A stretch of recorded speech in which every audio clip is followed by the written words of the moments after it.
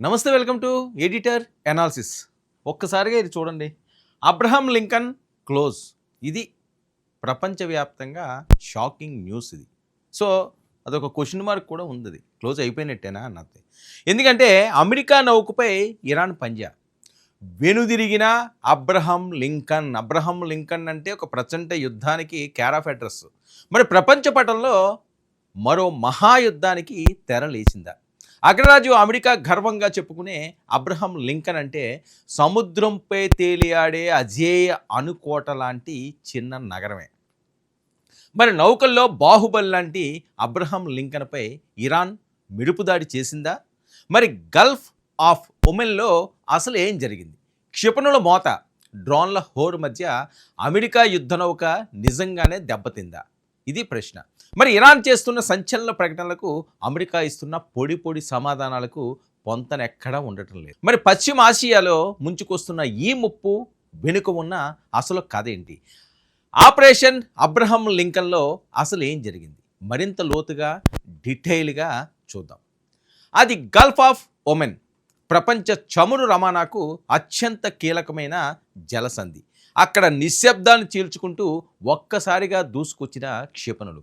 Iran Islamic revolutionary guards IRGC వేసిన sketch America రక్షణ కవచాన్ని ఛేదించిందా? మరి ఇరాన్ ప్రాదేశిక జలాలకు 340 కిలోమీటర్ల దూరంలో మాటు వేసిన యుఎస్ఎస్ అబ్రహం లింకన్ను టార్గెట్ చేసిన ఇరాన్ క్షిపణులు, ఆత్మాహుతి డ్రోన్లు. ఈ దాడిలో అబ్రహం లింకన్కు గణనీయమైన నష్టం ఏర్పడిందని వస్తున్న వార్తలు. దీంతో భయపడిన అమెరికా తన యుద్ధ నౌకను అరేబియా సముద్రం వైపు తరలించిందని బాంబు పేల్చిన ఇరాన్. మరి ఇరాన్ ప్రకటనపై అమెరికా ఏమంటుంది?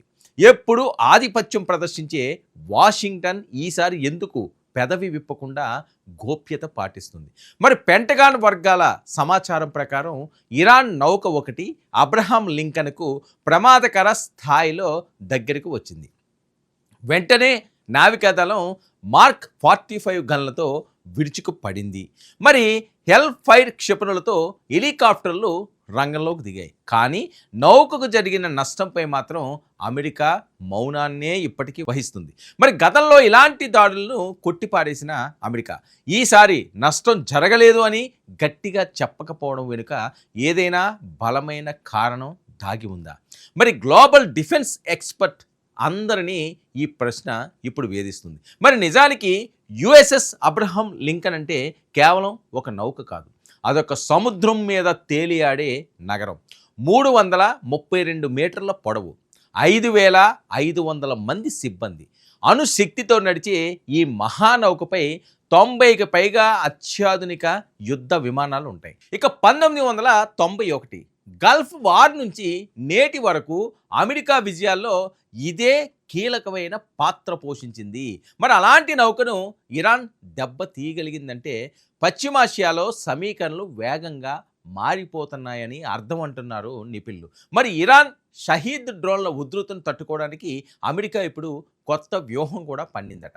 ఏకంగా 10,000 మెరోప్స్ ఇంటర్సెప్టర్ డ్రోన్లను యుద్ధ రంగంలోకి దించబోతుంది అని. మరి ఒక్కోటి 14 లక్షల రూపాయలు ఖరీదు చేసే ఈ డ్రోన్లు ఇరాన్ డ్రోన్లను ఆకాశంలోనే ఢీ కొడతాయట. మరి అటు ఇరాన్ పట్టుదల, ఇటు అమెరికా వ్యూహ ప్రతి వ్యూహాలు గల్ఫ్ జలాలు ఇప్పుడు నిప్పుల కొలిమిని తలపిస్తున్నాయి. మరి అబ్రహం లింకన్ వెనక్కి తగ్గడం వ్యూహాత్మకమా, లేక ఇరాన్ దెబ్బకు అది నిజంగానే విలవిలలాడిందా? ఏది ఏమైనా రాబోయే రోజుల్లో పశ్చిమాసియాలో డ్రోన్లు క్షిపణుల మధ్య అసలైన సినిమాటిక్ వార్ జరగబోతుంది అన్నదానికి ప్రత్యక్ష నిదర్శనమే అబ్రహం లింకన్పై అటాక్.